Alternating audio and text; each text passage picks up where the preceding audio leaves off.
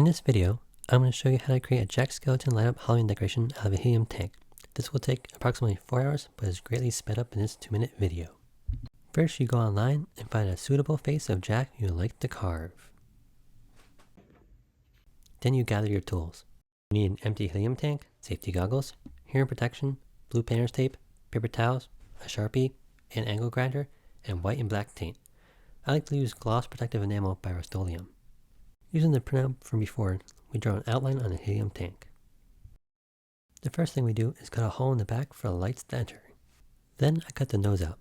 This will take some time because you're cutting through the weld joint connecting the bottom and the top of the helium tank. The nose is mostly straight lines because it's hard to cut circles using this tool. Next, I make outlines using the angle grinder to get the basic idea of what the eyes will look like. Start cutting the eye.